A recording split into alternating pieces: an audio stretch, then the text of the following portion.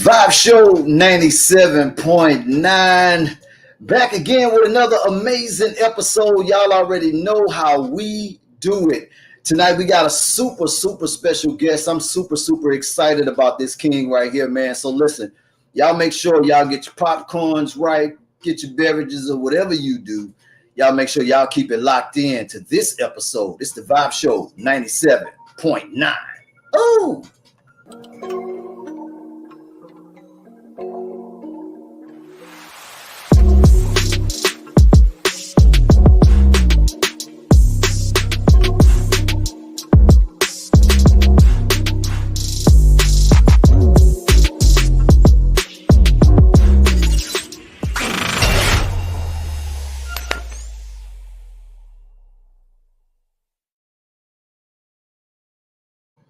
Yep, it's the hottest show in the game. It's the Vibe Show 97.9. I'm your host, Kano the Don, the Vibe King. Y'all already know how we do it. Vibing on the highest level. And tonight, man, I am super excited. We got an amazing guest joining us on the show. I'm talking about motivational speaker, community gun violence activist, actor, director. I mean, this brother here is doing it all on all levels, man. I'm talking about the one, the only, B.McFly.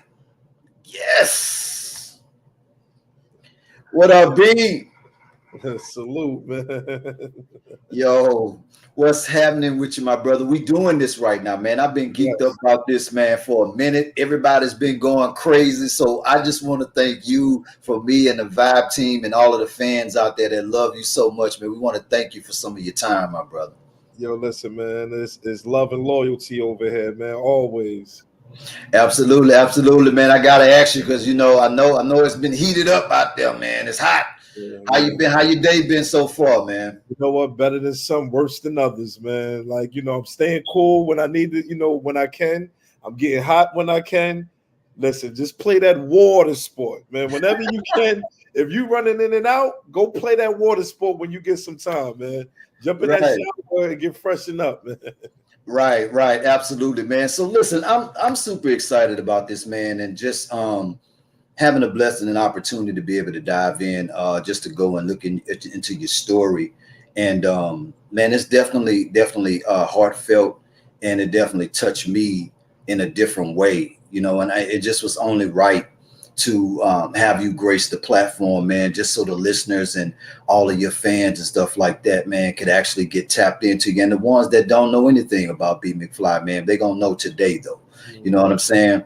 So, I want to jump it off and give them a little history on you, just going back to, being born and raised in Philly.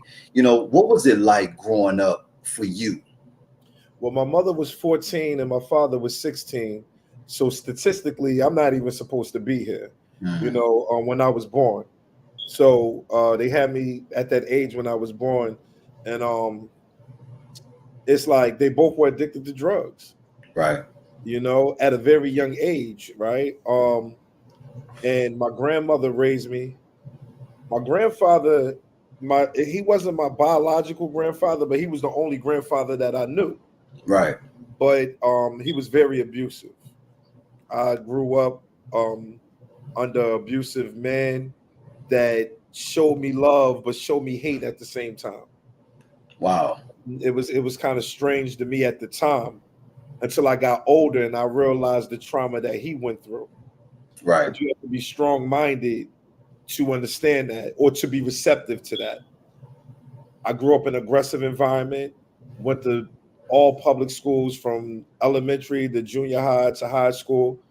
A lot of fights, a lot of shootings, a lot of crying at night, wishing that my mother was here around to come save me from the abuse, the mental abuse, the physical abuse, wishing my father was around to come save me from the mental abuse, the physical abuse. Me watching my father abuse my mother physically. And it was rough, man. Like it was rough. It was rough. It's unfortunate that we got to say typical, right? But typical environment. Where I'm from. Man, for a lot of us, typical. You know what I Yeah. mean? Our people kind of did the best that they could. And then we know it's a lot of layers tied into that as well. Trying to understand it as a youth, it's kind of difficult to understand because, we base it on a lot of, we go to school, we see a lot of kids be little bit more fortunate than living better and better environments and stuff like that or whatever. And, we kind of envy that a little bit. But, as you get older, we look back. I know I do. I look back and I say to myself, like, man, like I don't know, how they made it, but they made ends meet and kept food on the table and the roof, and we might not have had everything we wanted, but we had, enough. You know what I mean? So and you yourself, you're here still with us for a reason. Yeah. I wanna continue on that journey too, though. Going through all of those cycles as a youth, all of the pitfalls and difficulties and roadblocks in the road or whatever. What would you say that kept you out of harm's way at times? Were you more had that relationship, with God and on your spiritual being more, or like, talk to me a little bit about, what kind of steered you a little bit and gave you more direction with even having all those obstacles that you were facing growing up? Well, I'm gonna say by the time that I reached a certain level of maturity, living in the environment that we live in, sometimes we're forced to be a little bit more mature too fast. Right, that's a fact. And for some odd reason, me being abused and me living from house to house kind of forced me, like, my survival tactics. I was raised under survival tactics more than raised under how to be an entrepreneur, how to Right, be, how to go to college and how to do, financial literacy and stuff like that. Survival tactics was how I was raised. right, So it's I played both sides of the fence. So I'm not going to necessarily say it was a religious standpoint, right. but I will say that it was a learned and taught behavior standpoint. Mm, It was a don't talk to strangers. If you fight, if she fight, he fight, you better fight. You know what I'm saying? Walk straight and come back. Like all of those things, man. And I played both sides of the fence. So at times I wanted to do the right thing, and at times I didn't. And that was just like an identity crisis that I went through. So I'm not going to really say that, I stayed out of danger, because I stayed in some danger. I stayed in a lot of danger. As a matter of fact, I used to, when my mother finally got herself together, I was selling drugs for my mother. mm, So it wasn't like that was danger within itself. All right, I wanted to do was just be with my mother. right, So at the time, like, it's like, man, whatever she on, I'm on. You know right. what I mean? Whatever she doing, I'm doing. So just to go back to that question, um, you know, I wasn't really religious. I believe in God, but at the Mhm. time it wasn't a God thing, because I used to question God. All those nights that I'm crying, why are you treating me like this? Why am I suffering? Right. So now, it made it hard for me to not believe in God, but it made it hard for me to trust God. I believe that it's a Mm. God, but it was hard for me to trust him. Okay, okay. Now I want to pause right there because I feel you on that. I Right. feel you on that. Can we dive a little bit deeper into that, where you attributing that to the circumstances and everything that you were going to? Because when we hear people talking about God, it's the all magnificent and this, that, and the other, never forsake you, and we know the Bible. You know what I'm saying? We grew up with it in the household or whatever, but at the same time, I can connect with you and understand you questioning that, Yeah. especially at that age. You know Mhm. what I mean? Just asking God questions, not understanding it. Nothing's making sense because of the circumstances and everything that you're going to. Talk to me a little bit about that too. Yeah, because as a kid, we're more vulnerable, right? Mhm. So it's like when you tell me something about Christmas, or you tell me something about the Tooth Fairy, or you tell me, things that's like kind of like scary, like if you do this, God is going to strike you, right? So Right. now, so now what I'm thinking is, okay, my grandmother was adamant about believing in God. Right. Right. You know, I come from the era where, you know, Jesus was hung on the wall, and this is what allegedly he looks like. That's a fact. You know what I mean? So if I'm thinking it now to myself, I'm like, well, God, where is my mother? Wow. God, where is my father? God, why am I being abused for something that I didn't do? Wow, Why man. am I waking up in the middle of my sleep and I'm constantly getting hit over and over and over again? As a kid, it's no way that it's no way that God loves me Mm. if he keeps allowing me to be abused, if he keeps allowing me to go from house to house, if he keeps allowing me to be mentally abused, verbally abused, Mm. right? If he keeps allowing me to suffer because I feel like as a child, the only thing I did was suffer. Wow. Wow. That's deep. That's deep. At you know, man, that just hit me different, B. Yep. Like, you know what I mean? Because I can relate, man, to those feelings. The beatings, though, was that attributed to things that you may have been doing, or frustration within parenting, or like, what do you think? Playing it back now, the beatings were coming from. Well, like I said, God rest my grandfather. I mean, you know, he taught me a lot.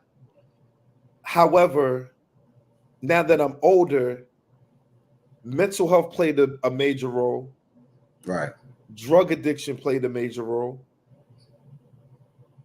Um, not un- Jealousy played a major role Mm. because his sons wasn't. He didn't raise his sons, Right. and he couldn't create a son with my grandmother. And my grandmother, I'm not going. She didn't spoil me. However, I was the first grandson and the first great grandson in the family tree under the family tree. So now it's like I got the attention. Right.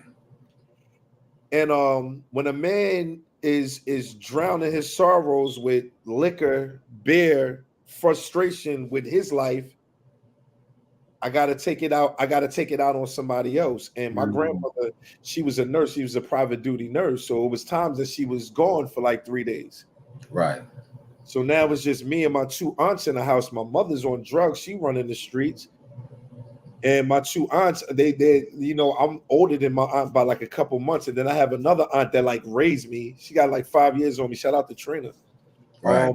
But they sleep, they're young, it's like I gotta go through the pain now, Right. and it hurts because it made me timid, so to speak. Mm. Mm. It made, sometimes when you're being abused physically, you either turn out to be even more aggressive or you turn out to be a little or even more timid. Right, right, right. Yeah. That makes a lot of sense right there, and that's deep right there, because we see that a lot. We see that a lot, and like you said, one or two ways we can kind of turn out. You know what I mean? Sometimes as we get older or whatever, we some people see something in us or whatever, and then we get blessed with God brings certain people in our lives. We get that mentorship or something like that or whatever. But with you, this is remarkable, man. Like, Thank you. before we go on a little further, because it's so much to cover here. B.McFly, this was a fan question that came in, wanted to know, where did the B.McFly brand and name come from? So my brother, shout out to my brother, Muhammad. He's from Newark, New Jersey. We met each other at Lincoln University, right? Right. So his name was Marty McFly. He called himself Marty McFly from obviously from the Back to Back the to the Future. Future, right? Absolutely. So I start jacking that, like, hold up, I like the McFly. Why don't we be the McFly brothers? Because I'm always on some fly. I'm fly, Right. right? Right. And that from after like rocking the McFly wave, I said, no, I need to turn this into, once I got myself together, and we're going to tap into that, I'm sure. When I got myself together, I said, no, B.McFly is not the B.McFly that I used to be. Right. I'm going to change this around. And the acronym for B.McFly was being motivated comes from loving yourself. Also, Oh, wow. also, Black men can faithfully love you. So I wanted to put both of those in perspective. Yeah. Yeah. Oh, You know? look. Yeah. Yeah. So Yeah. B.McFly stands for being motivated comes from loving yourself. Every letter goes with the word, and Black men can faithfully love you. Man. You know what I'm saying? I knew it was deep. Yeah. I knew it was deep, but that right there really put it in perspective for me right there. That is, man, that is dope, man. Yeah. Listen, Vibe Show 97.9. We just in here vibing out with the one and only B.McFly. Listen, we gotta go pay some bills. I know y'all locked in right now. Shout out to all the people that's listening on the radio airwaves, and shout out to everybody who pulled up right now on the live chat, man. It's the Vibe Show 97.9. We'll be right back. We just got to go pay some bills. Y'all keep it locked in. It's the Vibe Show 97.9.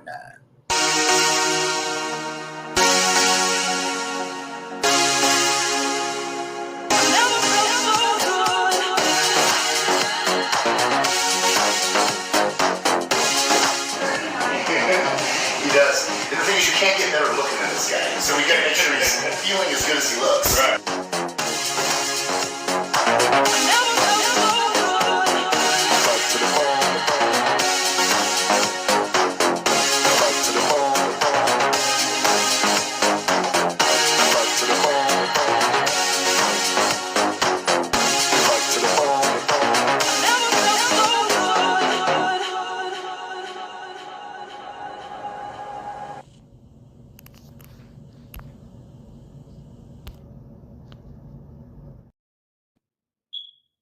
Back with the one and only B.McFly. It's the Vibe Show 97.9. So now, B, I got to ask you this, man. Yeah. What would you say was that point in your life where you, let's just say like that turning point in your life where you was like, you know what? Because like you said, you know, it was a different version of yourself. At what point, though, would you say is the pivotal moment where, you know, you wanted to take a different path and different route in life?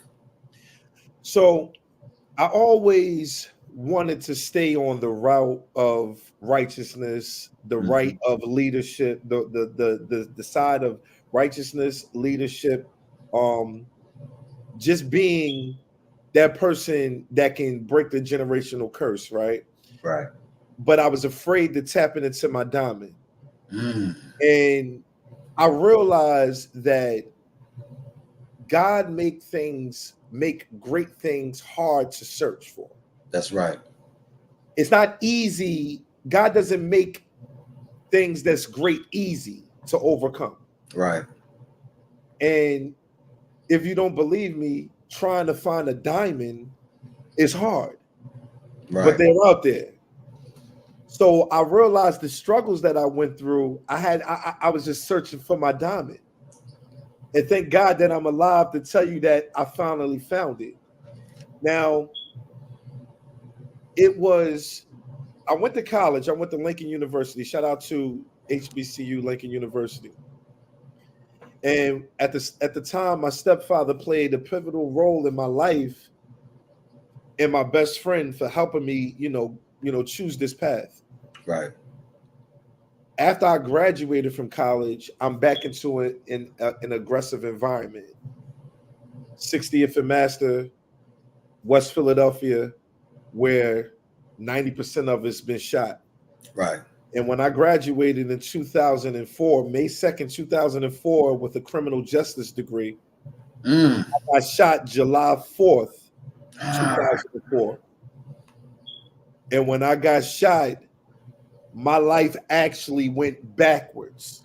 Really? Yeah. Okay, so before we go on, let's go back to being shot. What caused that to happen, if it's okay to talk about that? Well, just in the, I was always a leader of where I'm from. I told you I always play both sides. When I'm in the streets, I'm the leader, and when I'm doing the right thing, I'm a leader as well. Right. And I suffer from an identity crisis. Right. And instead of me staying away from the streets, I condoned it. I got shot, and when I got shot, I was in the hospital for a week. Right. The doctor never, and I always tell people, doctors are some of our worst enemies because not all of them. So no disrespect to the good doctors. However, as a black man, they never told me what Percocets mean, what it would do to you, what's the symptoms. They never told me none of that. The only thing they told me was when it was time for discharge, take it every 6 hours or as needed. Right. When I took this drug, it was the best feeling that I've ever felt in my life. Wow. And I was addicted to it. I was addicted to it plus other things for 14 years of my life. 14 years, B. 14 strong years. What point you felt like when you knew that you was addicted to it and had to shake it? When I went through withdrawal. The withdrawal felt like the flu 10 times worse. Wow. I never felt nothing like that in my life. I've been through a lot of pain, abusive pain, a broken heart, a shot pain, Right. a toothache pain. I don't know which one was worse, man. Right. That's one of them. That withdrawal from opioids is one of them. Man, thank God that you was able to overcome that. Man, 14 years, that's a long road. That's a 14 years of my life, I destroyed my family. I stole from my kids. I did things. I did almost I'm going to say almost, but that doesn't mean I got great morals. Right. I did almost everything under the sun to get my drug of choice because the disease of addiction controlled me. Right. The disease of addiction said, listen, remember all those nights that you cried? Take drugs. Remember those nights that you got abused? Take drugs. Remember those nights that nobody listened to you? Nobody wiped your tears away? Take drugs. Remember the times that you was the man? Remember the times that you played basketball? Remember the times that you was the man in college and you graduate? Well, guess what? All those days is over. Take drugs. Your mother's on drugs. Take drugs. Nobody's there to save you. Take drugs. Guess what? My father sold me drugs. My father sold me pills, right? I gave my father more money for drugs than he ever gave me in my entire life. Come on, B. In my entire life. But guess what I did? Take more drugs. You know, the women are not around. Remember what you did to the women? Remember what you did to that? I could not stand and face humiliation. So the more I started thinking, the more drugs I needed to take. Oh, you this college graduate. Well, guess what? Nobody cares no more. You know what? Take more drugs. God, man. So we're at that point, right, in life. Okay. Bring me to that moment where enough was enough. When I tried to commit suicide and it didn't work, I kept asking God over and over and over again, why do you have me here? It's like the pain keeps going over and over and over again. I lost my mother from drug addict, from a drug overdose. Now and it's like, God, just take me. So I'm gonna mix all these pills. I'm gonna mix fake. And at that time, I was just hitting the era of fake pills. So towards the end of my addiction, I started to take fake pills. Right. I didn't know that they were fake, but I didn't know that they were fake, but I knew that they were fake. Right. Like I'm like, nah, I had to take fake pills. So I started taking, and then these fake pills, you got fentanyl possibly, you got dope, you got Right. crack, you got everything inside these pills. So I started taking the opioids mixed with the benzos, that's a Xanny. So I started mixing them. Now, if I can afford it, I'll probably take about 20 to 30 milligrams a day. 20 to 30 milligrams a day. Come on, B. Pills, 30 milligram pill a day. So with mixed with the Xannies. And at my highest moment, I asked God one time, this was like the last time. I said, God, I'm so high. I'm at my highest moment. I don't even think I've ever felt this way in my life. And I said, man, don't wake me up tomorrow. Don't wake me up. Damn. My kids don't deserve it. My family don't deserve me. My kids don't deserve me. My community don't deserve me. I'm no good. And when I woke up the next day, I said, damn, God got a plan for me. Right. And shout out to my kid's mother, Ocean Clark. Although we not together right now, man, she stood by me all the way. Oh man. Wow. She made the call, and I went into rehab. I had to swallow every ego, every pride, and I had to go in and surrender. Man, that's deep. Man, listen, I definitely man, I definitely commend you. Like this is really like touching my soul right now, my brother. Like seriously, man. And you are definitely a walking testimony and just pure organic inspiration to a lot of people out there who hurting right now and suffering, man. One thing I wanna ask you something else, but I wanna dive into this powerful clip that just brought tears to my eyes, man. We're gonna go into this clip, and we'll be right back. It's the Vibe Show 97.9. You see these names? Do you see these names? It's a bunch of names in there. Let's go. Let's go. Come on. Come on. I'm going to help you. I'm going to help you. You want to die right now? I'm going to help you. Look at this hole. Look at it. You're wasting everybody's time. Do you want to die now? Get in there. No. Get in there. No, Dad. Get in there. No. Get up. You're my only son. Put this gun down, son. I don't want to lose you.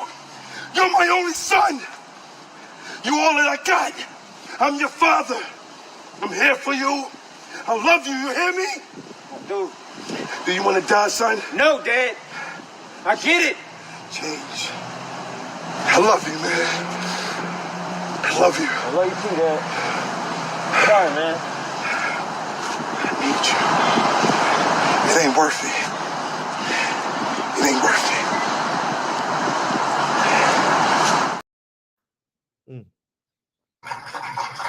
Wow. Wow. I wish the listeners on listening in right now, man, I wish they could see this clip. You want to see this clip from B.McFly, make sure that you go and look on Instagram right now at B.McFly. That's MCFLY_, and you can see the visual, how powerful it is. I know you can hear the message and hear the power and the strength in it. Talk to me about this clip right here, man, because it hit me different. And I watched it over and over and over again. The message in this. First, was that your real son, or was that No, it that I created? Okay, talk to me about that. So when I got out of when I moved on from rehab and I actually graduated, and before I left, like my last week, I said I'm going to be the top motivator in the world and the sober messenger. Right. I'm going to do something that nobody has ever done on social media. I'm going to be transparent, but I'm also going to create skits Right. to spread awareness. And that was one of my first skits. And I'm like, damn, like if the kids sometimes the eye don't see itself. Right. Sometimes we don't see the things that we do. But I'm like, just imagine you bringing a kid to the gravesite while the holes are open, Right. while the bodies are there. And it's like, if you want to die out here, don't waste nobody's time. Let's go die. I got a hole for you right here. Right. Let's just get this out the way. And me being a father, we need to not necessarily do what I did in the clip, but it's to say go hard for your child. Right. I definitely agree on you. Do you think that it's a lack thereof with fathering now? Because it just seems like it's different. I know everybody have different circumstances and stuff that they're facing within their lives, but at the same time, I feel like it's broken. I feel like we are living in a more selfish space more than ever, to where everybody is just worried about self. Yeah. Families are more divided now that some of the elders have passed on. That was the glue that, kept families together. Us, generations are not carrying on the torch, keeping traditions going, trying to keep family together, not looking out for each other. Do you think that there is a major breakage within it?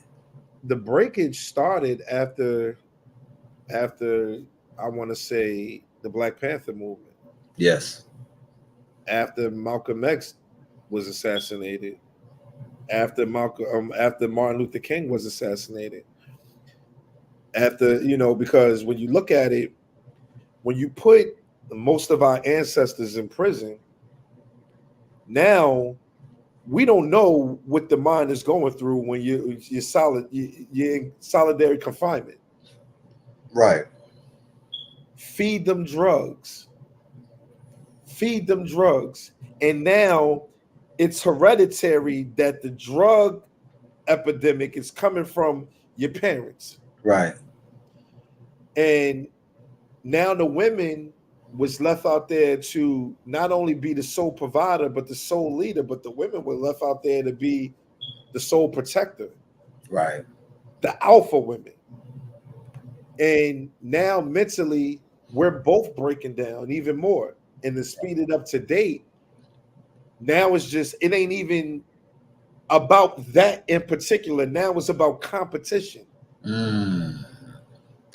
The black woman versus the black man, the black man versus the black woman. Right. Who's better? Who's making more money? Right. It's a psychological warfare out there that we're not understanding. How can we emasculate the black man? How can we dismantle the home? Well, the more visual, when you see things, you don't necessarily say, okay, this is what I want to be negative, just like them. But it hits the dopamine. It hits a central nervous system that make you do things that you really don't want to do, but you find yourself doing it.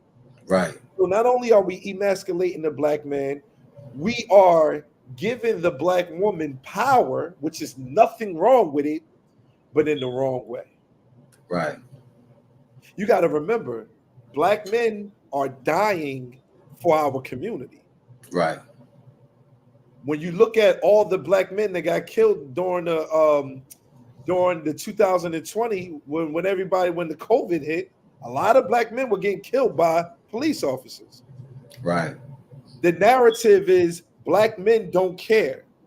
Black men don't care about their children. Black men don't care about marrying black women. And this is not a black and white thing or a black and Spanish thing or Asian thing. We just talking about the black homes in the black communities. That's the narrative that they're pushing. But this is you're sadly mistaken if that's not true. If that's true, if you think that's true. We are losing in every category as black men besides death and in prison. We got to stop proving to the streets that we can die and go to jail. Instead, prove to your family, prove to you yourself that you can live and be successful. And one of the things that we got to do as black men is learn how to communicate, That's right. learn how to be transparent, learn how to face humiliation, Right. learn how to have some type of emotional intelligence, learn how to deal with constructive criticism. Oh, that's it right there, man. We got to learn, our black women have to learn how to stop raising our black boys to be dependent. Right. Stop giving them, stop praising them for things that they do wrong. The same way you raise, because if I've been in the hood all my life almost. I see black women raising their black girls to be independent and raising their black boys to be dependent. Mm-hmm. I say this all the time. You know, don't turn your son into a liar, a manipulator, a user, an abuser, and always dependent on women. Right. Because as they get older, that's what's going to happen. You created this monster. This is not about the man not being around. This is about how you creating your son to be like the men that you always deal with, and it never works. Right. I'm not saying a black woman can raise a boy to be a man. What I'm saying is a black woman, because she's the first teacher right out of the canal. She's the first teacher. Right. You can raise him how to be a gentleman. Definitely. But a lot of us have normalized this toxic energy and this toxic behavior. You think that's, it's just starting to seem like we're seeing it, way more than ever. Like it's elevated way more than ever, man. And you touched on some major points that would definitely have to be 2, 3, 4, and 5, 6, 7, 8, 9, 10 episodes of me and you doing this, because we got a lot to cover, man. Like, do you think that this is strategically done? Because, we're hearing it in music, we're seeing it in films, we're seeing it on commercials, we're seeing it. It's like it's more out there. Nothing is behind the doors anymore. It's slowly creeping out to where everything goes. It's the opposite now. Yes. Black men are more drama. Yeah. And black women are more aggressive. Mm-hmm. Mm-hmm. And I tell women, if you have a black man that's showing leadership, honor him. Not dictating, but leadership. He's assertive. He's patient. He's listening. He's leading his kids, biological, not biological, who's ever inside of the union. Right. If he's showing leadership, get out of that toxic behavior and embrace that. Because black men don't make it home. Man. We don't make it home. There's so many challenges, man. Like just walking outside of those doors that, we face as men. And it's almost like you said, the men are being demasculated now. That's starting to be a thing that's being pushed out there, an agenda that's being pushed out there too now. They dressing the purses up now and making them like their bags is cool, as long as they got a bunch of money in it now. It's like all of this stuff is strategically agenda based, but then the people that's speaking out on it, a narrative is also being painted of them like something's wrong with them. They angry, they this, they that. This is why I believe that I escaped the assassination attempt. Wow. Because it's agendas out there. Yes. And when you're speaking from a standpoint that can dismantle the money, yeah, we got to get you out of here. It don't necessarily got to be the FBI doing it, the government doing it. It could be small groups, Right. small hateful groups. Right. How do you feel about, because it's so many different things that's coming out now. How do you feel about the Black Lives movements and stuff like that or whatever? Because it's just amazing to me, you know, during COVID and all of this stuff or whatever, it was so out in the front and being talked about every day. It's trending, it's this, it's that. We're seeing the movements and everybody's, doing stuff, when we seen, all the killings and stuff like that going on. And then now I just find it funny. Nobody's talking about it no more. It's not trending no more. Well, you got to remember, man, the same way the algorithms are controlled, the same way people are controlled. Right. In order to take over a group of chaos, your organization has to be organized with instructions.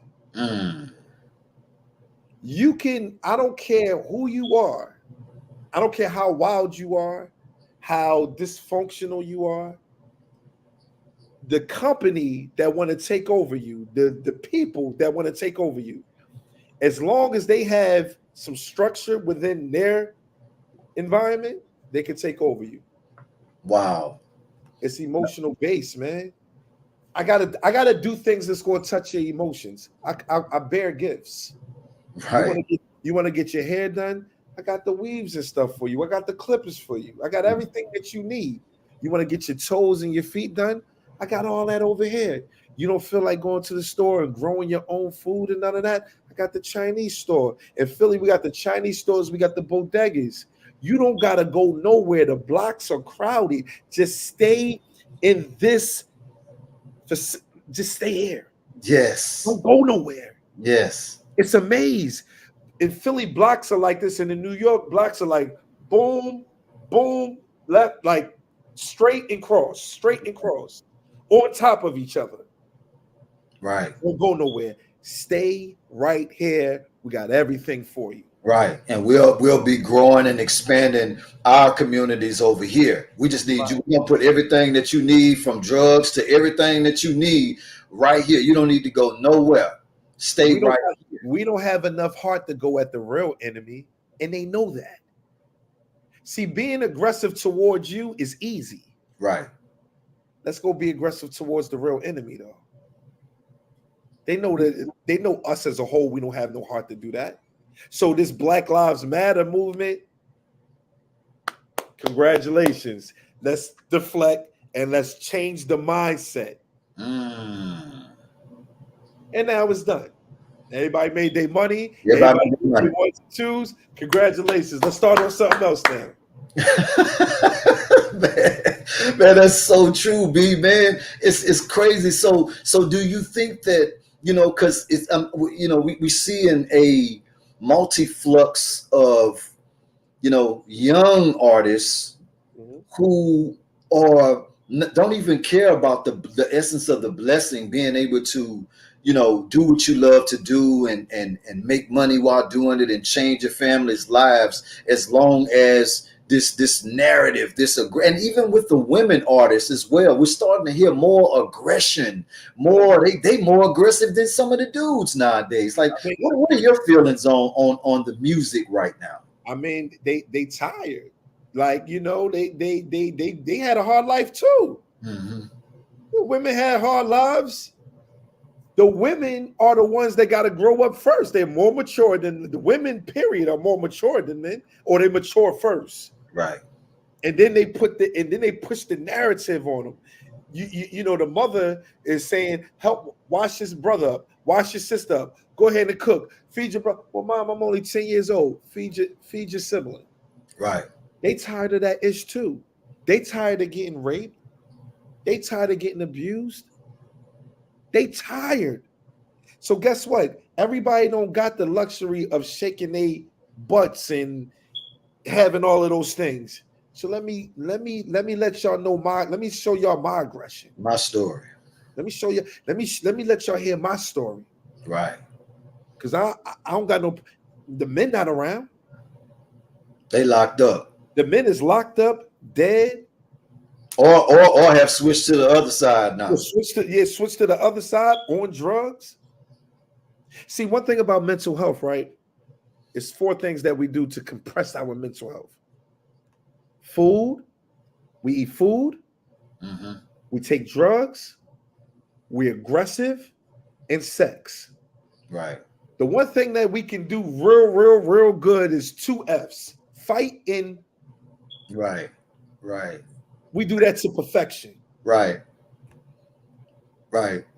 And you know, I like how you put that, B. Like, man, that's really deep right there, man. Like, you know, so being in the community, out there really hands-on touching the youth, all of the work that's been put in by yourself and your team has also got you the attention and it's opening up doors for you too. So I definitely want to congratulate you on your new partnership, my brother. We got to talk about that too. How does that feel for you, just to be seen in that way, even though you're not doing it for any clout, you're not doing it for anything, you're doing it for pure change?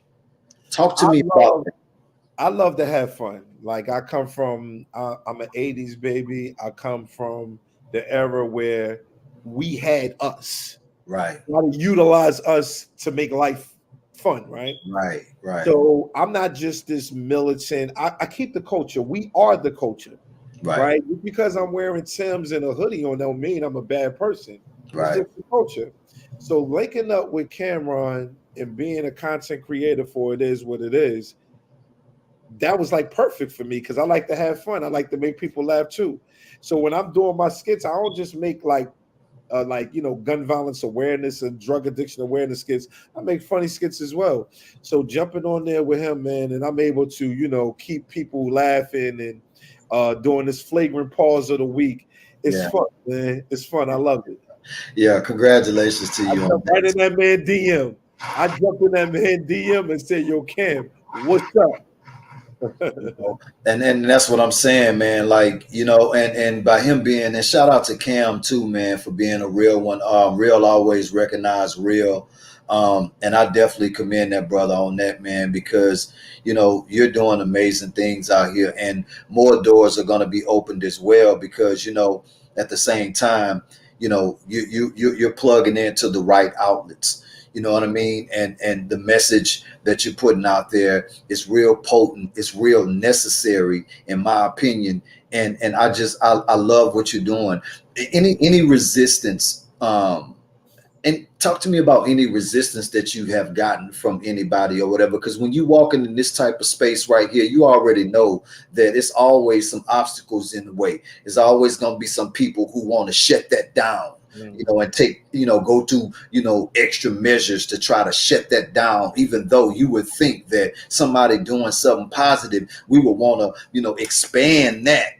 But, it's in this generation and this culture that we're in, or whatever, this realm, that it's just not the case all the time. Any resistance with your movement? Yeah, man. People paint the narrative like you're not who you say you are, right? Or when you speak on drug addiction, you have to be sensitive in that department, because there's people they may not feel that they're like the person that sleep on the park bench, the person that's digging out the garbage, but you have some people that's probably sniffing coke that want to still see the community change. Right. Just because they use a particular drug don't mean that they are causing harm in the community. Right. And manipulating themselves and believing that they're different from everybody else. Right. So a lot of people have stopped me in that department. But the biggest thing that I went through, I mean, I got robbed recently. I'm like, how? I got robbed living downtown Philadelphia. And then I actually was in a shootout. What? I was in a shootout. I'm talking about because I'm legalized. I can carry a gun legally. Right. And the guy actually pulled up on the side of me and started shooting at me.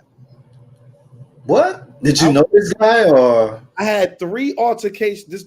I had two altercations with this guy, and that's what I mean by the agenda. Mhm. This man, I believe he was obsessed with me. You could be obsessed in a good way or a bad way. Right. And the first time this man came to a car lot that I was working at, and then that, we let that go. Then he came to a park where I was working out at. I was live, like, yo, I'm at the park. He actually pulled up with a brass knuckle and a knife, like the What? yeah. So luckily, I had people there with me. Right. And the third time, he actually, I guess he got behind my car. I'm driving, and once I seen him, I'm like, at first I didn't know who he was. He just kept following me. Man, I'm like, you know what? Let me pull over. But I was still prepared and ready because living in the city of Philadelphia is dangerous. Right. Man, that man said some crazy stuff out of his mouth, and he just lifted his gun up and started shooting at me. I shot back at him, and that was the end of that, man. And that was the last thing that I went through. I was on, not CNN, Fox News with Jesse Waters. Right. I was on Fox News like 3 times behind that. That And, go ahead. Yo, man, like that's crazy, man. With Crazy everything that you're doing positive out here, you still have to take those type of measures. Gotta still be careful. You gotta still be wise. Our ancestors died from not protecting themselves. Right. I have a legal gun on me, and I'm not promoting that. I don't want to kill you. I want to heal with you. Right. That's my slogan. I don't want to kill you. I want to heal with you. Right. However, Harriet Tubman had to kill those who said, I'm going back to town. That's a fact. That's a fact. That is a fact, man. Wow. Now, being an inspiring author now, what inspired you to want to go that way, which is absolutely genius. And, I definitely see that within the brand as well, with the messaging and the movement that you have going on. Talk to me about that. Like, at what point in your mind, you're like, you know what? I want to put a book out. I can do this. Well, schools, they kids read books. Right. In our community. And it's unfortunate but fortunate that when COVID hit, you had to be a little bit more hands-on now. Right. You had to read books on your own, right? So I figured that I'd write a children's book. It's called Anybody Can Be McFly. And anybody can, be McFly for sure. And it's just a young man by the name of Brandon Chastain. Alter ego is B.McFly. Right. And, he's in Phillyville, and he's coming to save the day. The mayor called him up to save the day. Not just the day, but just to save the city. Right. There's a lot of kids that's addicted to drugs. There's a lot of kids that's feeling hopeless. There's a lot of kids that don't have any. They have low self-esteem. They're not motivated. They want to change their life around, but it's hard. And that's the city of Philadelphia. Right. Why not? This superhero is not hero. It's not the typical superhero. This superhero powers is up here. Right. Not like his physical powers is his mental. Not throwing stuff out his hand or all of the other things. He can really help those break out of drug addiction, get motivated, help people go to the next level with reading and writing and math and all of that stuff. That's why I created that book. That's why I wrote the book. I created it, and I'm the author of it, and it feels good, man, to help young kids. Yo, that's crazy, man. The superpowers, man. Like, you know what I mean? Like, that's what I'm talking about with you, B, man. It's just, you know what I mean? It's next level forward thinking, man. What can we look forward to? I know you got different things going on or whatever. What can we look forward to that you got coming up? So I have So as you guys know, like I said before, I am the content creator for It Is What It Is talk show, sports show. We're gonna be doing a lot of other funny stuff on there besides the flagrant pause of the week. Right. I'm supposed to be speaking at Baton Rouge on the 8th of September. If you want to book me, man, just like I'll come down there wherever. I'll be wherever y'all want me to be at.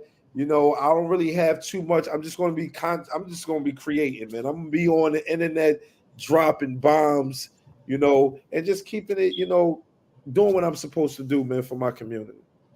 Right, absolutely. Now, I want to ask you this too. You know, everything that has happened to you on this journey, which has made you the man that you are today. Yeah. Looking back on everything, you know, would you change anything? Yes, I would, because I don't want to go through that pain again. Right. I know people normally say they wouldn't change nothing, but I could be successful without going through that pain. Right. I don't want to go through the pain of my mother not being around, my father not being around, me going through abuse. As a child, do you know what it feels like to, like, you can't win as a kid? Right. That mental pain is frustrating. Where it's like, I wish I can leave. Right. Not the typical kid, I wish I could do whatever I want. I don't want to eat vegetables today. Right. Right. I'm talking about, like, I wish I was not going through this abuse. Right. Mentally, physically, emotionally, financially, the whole night. Wow, man. Bro, I ain't lying. Like, for anybody out there that because there's a lot of people out there, man, in pain, a lot of people in mental darkness right now. Yes. For anybody out there that may be feeling like giving up or feeling like there's no hope, can you leave them with some last words, some uplifting words of encouragement to keep going? Don't be ashamed of your story. Be ashamed if there's no ending to your story. The only way you get out of a hard situation is if you go towards it 10 times harder. The body has to release. So stop walking around with a constipated mentality. You have to face humiliation and release whatever's going on in here so you can grow and you can tap into your diamond. You can be McFly, man. You can be motivated from loving yourself. Man, y'all heard it right there from the one and only B.McFly. B, let's put them social platforms out there in ways that people can actually get in touch with you. Yo, listen, like, real easy, man. www.bmcfly.com.